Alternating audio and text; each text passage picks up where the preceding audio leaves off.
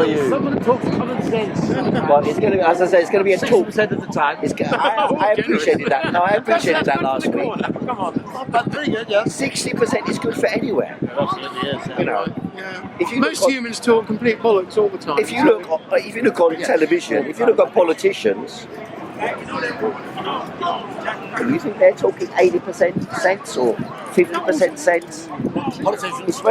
It's maybe in a very restricted sense when they try to fix on one subject matter. But as broad thematics, there aren't many politicians who can hold their own. I don't think there are many politicians who could hold their own at Speaker's Corner, to be honest with you. Well, it's only think of Galloway. It wasn't the case. That wasn't the case probably in the 1960s. No. You know, I think the Harold Wilsons and Dennis Healey's, Peter Shaw, they were people who were used to the sort of deal with the heckler and argue.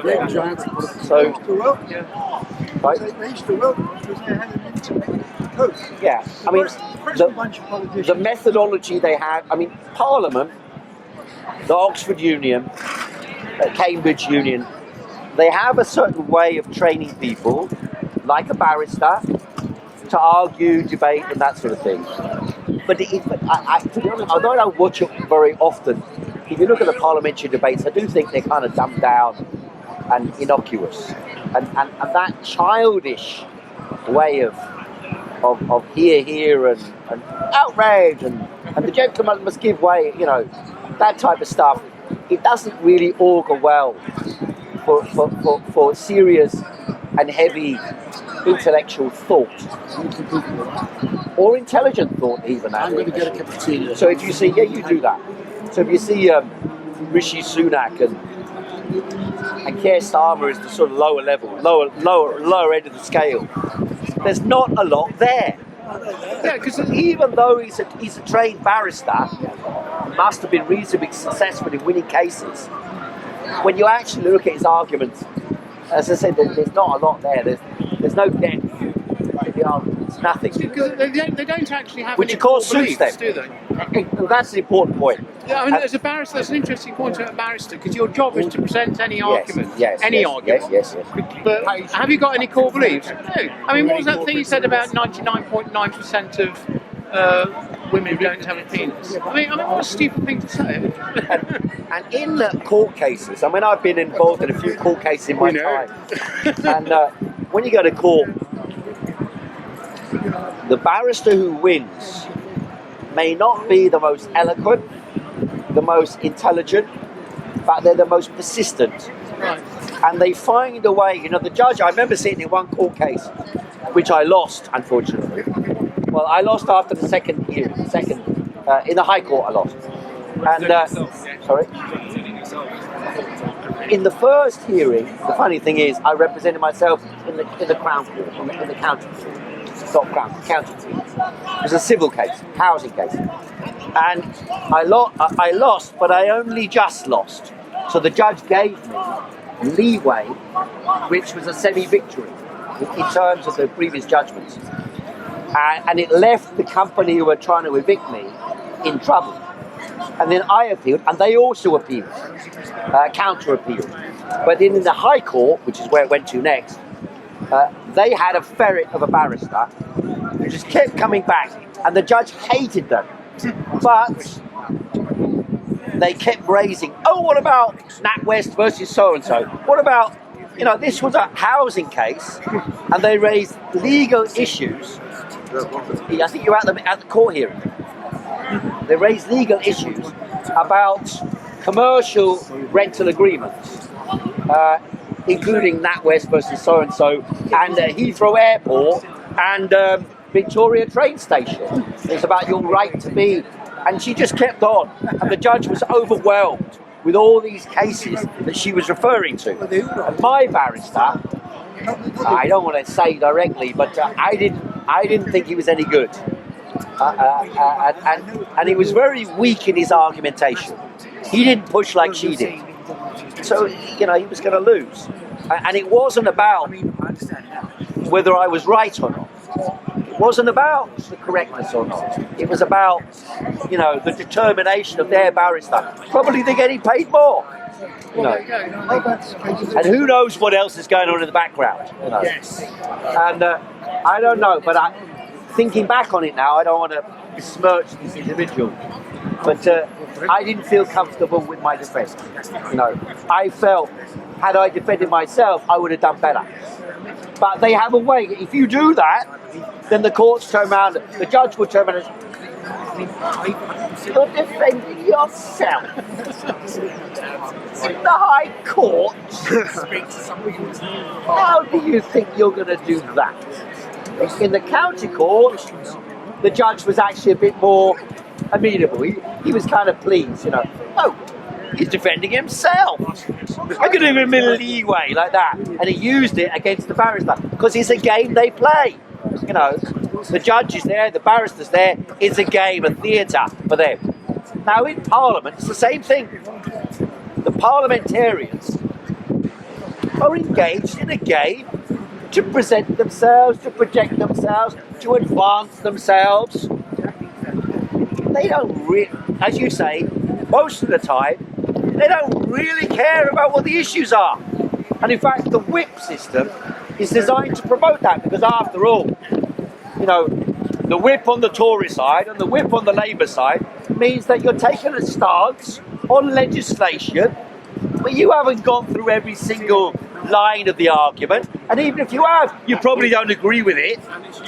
You've certainly not done the background reading, and therefore, by Zionists as well. well, we'll come on to that in a few minutes. They have absolutely. Usually, I wouldn't say, but we had a discussion before this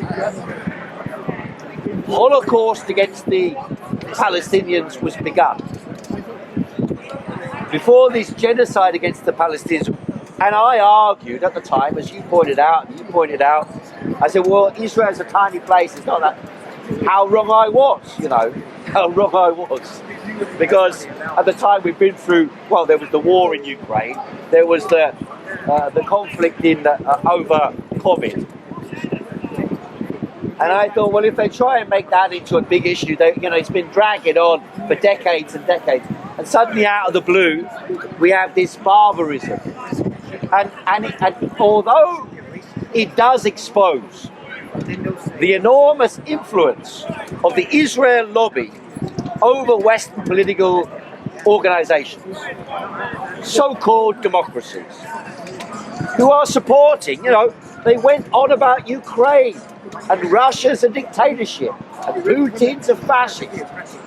But what we've seen in Gaza in 6 months outstrips any of the violence that has been carried out in the war in Ukraine by a mile and a half, every single instance, and all on television. Sorry,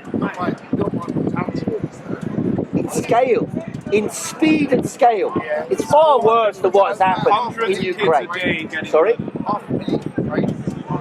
What? 500,000, yeah, okay, so 500,000 what? 500,000 Ukrainians. I don't know how many have died. I haven't seen the statistics. Apparently a lot of people have died. But these are nearly all...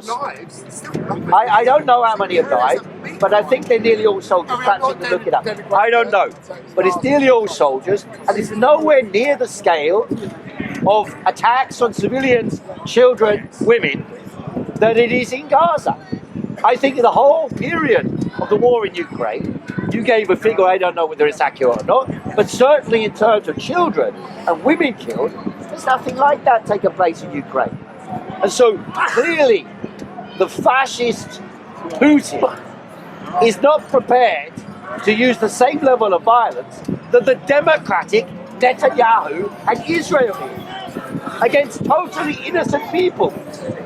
So, Mr. Speaker, And they know they're innocent. Mr. Speaker, They know they're killing them. They know they're going to kill them. Just one sec. And this story this week, World Kitchen, where they blew up 3 of the Western-supported charity food supplies. Ex-British soldiers. I saw an interview with someone, I think he was with Israeli intelligence in the past. And he was saying this is all AI-driven.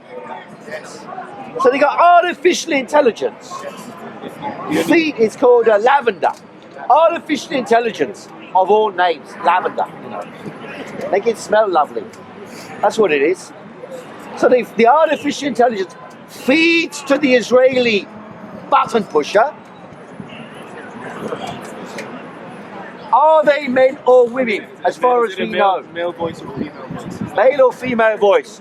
Are they within 20 seconds they make a decision? Fire, fire, fire. The leaders of Egypt, the leaders of Libya, the leaders of Tunisia, Jordan. what are they doing?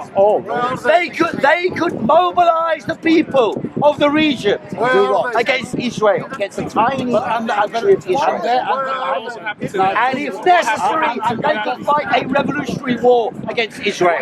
You see how fast Israel will capitulate. You see how fast Israel will capitulate. It's going to happen. It's going to happen in 10 years. The masses of the people of the Middle East. A war against Israel. I said a revolutionary war. That's another word. You mean when America stops giving arms to Israel? It's another word. It's another word. You see, we are at war. That's what it is. We're keeping them The going out. West is backing Israel, and you are saying this is the Zionists or the Jews, right? I said yes, it's the Zionists, but the real reason for the ability of Israel to fight this war, the real reason for Israel to be able to fight this war is because the leaders of the Arab world do not mobilize their people against Israel. Because if they did, Israel would not be able. They have done in the past, but that's precisely the point. That's precisely the point. They have been able to defeat Israel. It's all because of the penis. It all be traced back to sex. All of these. Mr. Speaker. Yes, you were going to say. Yeah, moving the conversation forward. Moving the conversation forward, he Yes, said. exactly. Because we need to talk about important things, about what's happening in Important Gaza. things. Right. What's happening in Gaza? We were talking about that. The humanitarian crisis in Gaza. The humanitarian. Well, do you draw a distinction between the right-wing folks that run the Israeli regime, right? And the overwhelming, global majority of global Jews across the world. of people who may be of Jewish descent, or whatever, or but not necessarily having to be what Netanyahu is doing. The overwhelming majority of people in Israel agree with No, the war. I'm talking global. About that, Why do you think they agree with the war? Does he draw a distinction? And so do you. So is everybody. Oh no, you're not. No. There are 14 million. Let him speak, let him speak, let him speak, let him speak. Right. Oh, right. You're not brave to support wars for Israel and the Jews. Shut up. There are 14 million Jews in the world. 14 million Jews. Very small. 14 million. 7 million are in Israel. The vast majority of Jews in the world couldn't care less. That's not true. That's not true. Well, they care. What is support? 80% of Jews are Zionists. What they do is the hardest job. In America as well. More importantly, Brad, if you look at the 20% who are like fiercely dynamics of what's happening in Gaza and in Israel, That's anti-Semitic. They get away with it because they hide behind little. I believe it will not be long. Not before the people of Israel rise up against Netanyahu. They are already. No, they're not. They are in confused ways. 88%. So remove Netanyahu. Bring back the hostages. They want that. By the way, that's all Hamas is after. Hamas wants a deal where the Israeli, the Palestinians imprisoned by Israel are released for the people taken hostage by Hamas. That's what they want to swap. The majority of people in Israel probably support that. They probably support that. One of the reasons why the Israeli IDF was prepared to kill its own people on October the 7th. Some 130 odd people, it's believed, were killed by the Israeli army. The reason was because they have this policy called the Hannibal Directive, which says that they'll never exchange prisoners because they've done it before, and they one or two people are captured, and they give all the prisoners. Therefore, they said, well, we can't have anyone captured because that's what happened. And look how they behave. Look how they're behaving. After all, this is the worst. See what you were talking about earlier on. This is the worst PR for Israel in its history. The worst PR for Israel. And not only that, but the worst PR for the West. 1 minute they're turning around saying, we are the defenders of democracy in Ukraine. And next minute, we are the defenders of indiscriminate, that's what in reality is, AI-driven slaughter against children and women in Gaza. So you can't have both ways. They banned Russia from the Olympics, but they won't ban it. Well, that's right. And what about the Eurovision Song Contest? What about that? What about the Eurovision Song Contest? As I understand, Israel is going to be on the Eurovision Song Contest. You should sing there. So let me ask you a serious question. A serious question. That'll be a first for What's the matter with you? 33,000 people in Gaza have been slaughtered. At least. That's dreadful. Now, Stop counting. we've now got 3 Brits who have been slaughtered. And the press is completely full of it now. It's very important now. I'm surprised. Why are you surprised? Why, I ask you, no important. 3 Brits, which is a bad It's a thing. rhetorical question, I take it. That's a rhetorical question, of course it is, but what? But I have to ask you. Why are you going to ask a serious What is wrong with us? Because of the value. The What's wrong with us? of Western life is much more than rather 33,000. Well, the question should ask what they've done about it. Okay, now we've got 3 Brits killed, and then? Absolutely. There were so many Brits killed. Well, no, Can they do anything about it? No, we What's still happening look now? sending weapons. Right? So nothing. So it's all Well, elections are coming. This is the elections are coming. What's going on here? So everyone's talking about the elections. As I said before I started this meeting, hang on a minute. As I said before I started this meeting, I'm a little weak today physically, and therefore a little under the weather, and therefore it's difficult, but it will be more difficult to control the meeting by raising my voice. And therefore I'm expecting to be engulfed by chaos at any moment. And you two are proving this during the course of the meeting. You in particular. He couldn't be at the beginning. He couldn't be at the beginning. He checked out.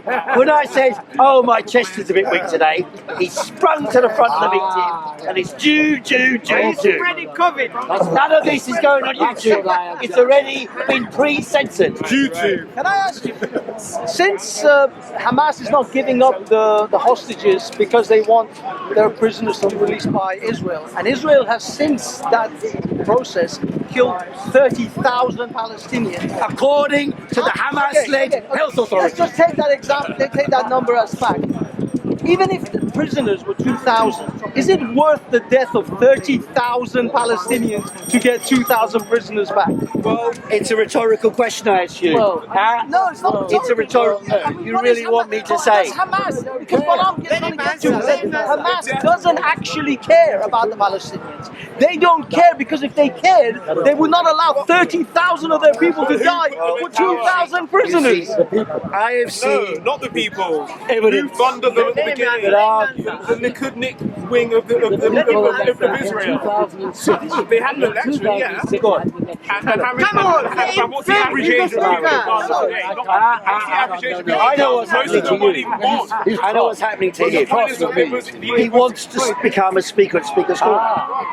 That's what it is. So you should do He's that. rehearsing. Come on. Because the argument you just put, some of which I found inappropriate, but that's the world. I don't think you should prevent people from saying inappropriate things. I don't think so. Because if they're not said, then they're repressed, concealed, and express themselves in other ways. So people, in my opinion, should be free to say pretty much Well, I have what to they say to want, you, I agree. including what you've said, even though I don't agree with you. So in response to what you're saying, the gentleman was asking me Who's submissive? Hey, I'm sorry, it's the submissive. gentleman asked me. To censor people. Hang on. And so The that's gentleman why- asked me, is Hamas effectively responsible for this because of what they did on October the 7th? No, what I'm saying is it wasn't worth. No, Right, is it right worth now it? that they're holding on to if those the 150 Palestinians, prisoners. as far as they're concerned, if it results eventually in the uprising of the people, either of the Middle East or of Palestine to win a victory against Israel, then it's worth it.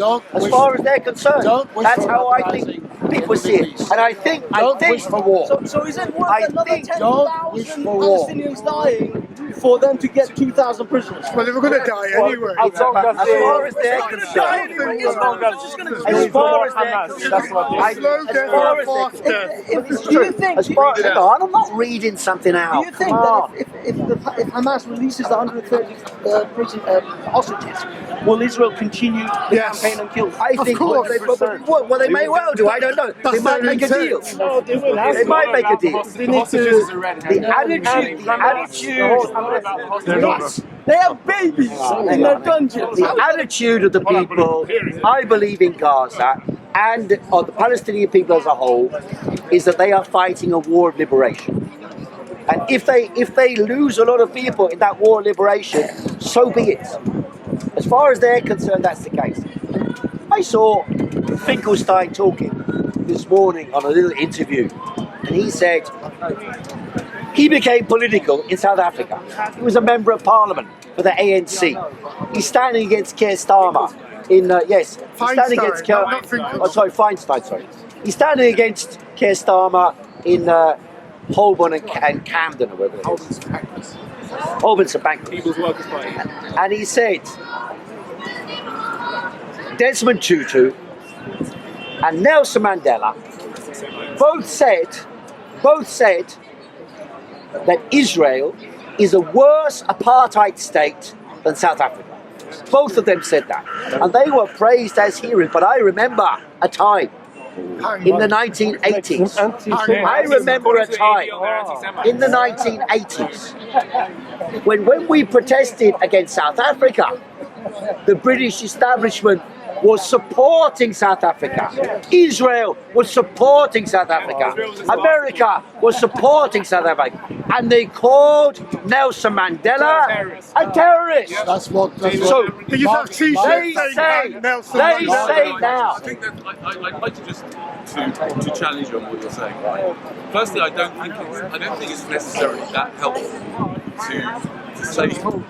Even though they said that, I don't think it's helpful because I think it's quite nuanced and quite complicated. Well, my father-in-law is right now in hospital in Tel Aviv. Okay, he's got cancer in Tel Aviv hospital. Right? He's in a ward with Muslim Arabs. His doctors are a mixture of Jewish Israeli, Muslim Arabs. The nurses are again mixture, right? Beautiful so I democracy. think that No, let him finish. So beautiful. No, let him finish. Sounds beautiful. so beautiful. Go on, let him finish. There's a tremendous amount of horrific racism out there, which is awful, and you know, it may be, but it's also very, very complicated because there are Muslims and Arabs living in Israel, but some of them have much better lives than in many Arab countries. So I think to say, Okay, but that's hard in the case of Gaza. no, I agree with you. You mean third-class citizens, you mean? What I'm saying, But I mean, if They you inject African women with Depo-Provera to stop them having children because of Done this to Jewish Palestinians. is it simplifying for the They've people done it in the Warsaw for Palestinians. And I apologize. I can't hear what the guys There say. are 2 million Say rubbish, this guy. Muslim It's not. Arabs It's in actually Israel. it's important. Though they're not to round, there's a problem even there, right? But what I'm saying is that they do have reasonable I think it's important. Okay, well, Danny pointed out that there's a differentiation. I accept what you're saying, but they have not got full equality. I was in Tel Aviv not about 3 years ago, and they have not got full equality. But I He's not agree. saying they do. But it's better than living in Gaza. Yes. This differentiation does exist. It's perfectly correct, and of course, it anchors in the minds of many Israelis and amongst some Muslims, this idea that it's not quite as black and white as people say. But don't forget, in South Africa, I remember I had Indian friends, I had Chinese friends who lived in South Africa, and they were called honorary whites. And they had a layer of people, and then there were people in Swaziland, I think it was. Swaziland, led by a guy called Buthelezi. And they were given their own homeland, and they had freedom and their own rights in that homeland. And so, always in such a state, there will be a differentiation between different layers within the population as a mechanism of control. But in terms of what's happening in Gaza, nothing like that ever happened in Soweto when they rose up. No, that's true. Nothing like that ever happened in the ghettos and the work camps where people. And Weinstein, what he said was, this is the distinction. In South Africa, the apartheid system needed the black labour in order to accumulate wealth. Whereas in Israel, they do not need the people in Gaza. They don't need the people. They don't need the people in Gaza. They don't need the Gazans. The Gazans, they need them. All right, let me ask this. Anyway, that's a reply to the qualification you made, which is legitimate. I agree. Let me ask this. All right, let's suppose Hamas now, they're holding all this Jewish, but they were the hostages. But let's suppose they were in Tel Aviv, holding the Are they the idea of going to bomb everyone to kill the same as they've done to Gaza? We know that's not the case. What is interesting from the point of view of the kids of the Western world, Israel? Of the Western world, is that although many people in the West, including many politicians now, all of a sudden declare that they're horrified by what's happening in Gaza, in reality, as long as they can get away with this, it basically means this is the fate they would be prepared to see us suffer in the West if we were considered to be too rebellious or too dangerous for the authorities. And don't forget, during the whole COVID saga, they said anti-vax sentiment is the same as terrorism. That's what they said. Should be regarded as terrorism. They also said anyone who takes to the streets in England and protests against the war on the people of Gaza, anyone protests about the genocide, they said if you chant from the river to the sea, some of the government were saying this, the Zionist layers, they were saying that is support for terrorism. In fact, the police had to intervene and say we're not regarding it like that. The truth of the matter is, and I'll wait. The truth of the matter is, one of the most it means from Jordan until the Mediterranean belongs to That's right across the West Bank. It needs to be free. It needs to be democracy where they all have equal rights. Because between the river, that Mediterranean is 40 years old. No, I know what the geographic line saying. What is that? The river and the way to Iraq. The national supremacist state. That's what you mean. So it's all free and equal rights for all the people. Just a final note. Final note. For those of you who have been 40 years ago, because they wanted to stop for 70 years. They wanted. Final word. For those of you, those of you who've been on the demonstrations. And the last demonstration, the ones on Palestine. I was there. The last one, I went to the Palestine demo. I didn't go. I had something else to do, but at the same time, I don't feel this enormous motivation to go on the demo. I don't know why. What's the point? Not because the demo's not big. It's change. Even if you go there, but it is because the people leading the demonstrations are marching us like the Duke of York Up the hill and down the hill. Up the hill and down. Or better said, from Speaker's Corner to the US Embassy. March through nowhere, speak to no one, shout 3 slogans, and then listen to Jeremy Corbyn or the Palestine Solidarity Campaign, Lindsay German and John Rees. Same people who've been leading the demonstrations from 2001. The same people. Isn't that good? And the platform's never open. You're never invited to speak or welcome to speak. The people, You can't all the speak. people, well, I remember I went on a demonstration in 2004 in the United States in New York. And it was a demonstration against the war. And there they said, anyone who wants to speak, anyone, contact us the day before.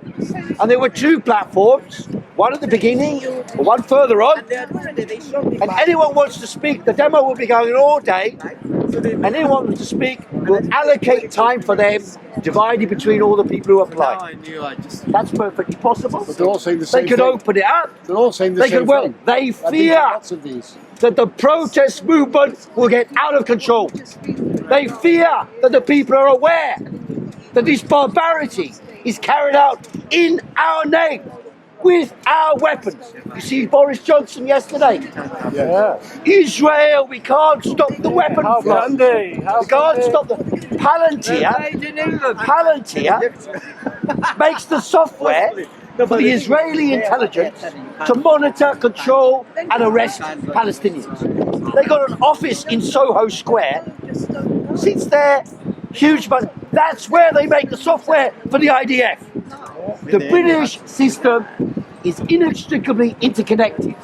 And if people were genuinely able to speak, express themselves, mobilize, pinpoint the enemy, then the Israeli power in England could be destroyed in a few days. But the people leading the protest movement in Britain do not want to mobilise the people against the actual powers that are in control. That's the real target that we need to mobilise. Mobilise the mass of people to smash the power of Israel and the Israel lobby in Britain. Thanks very much. One question. Right.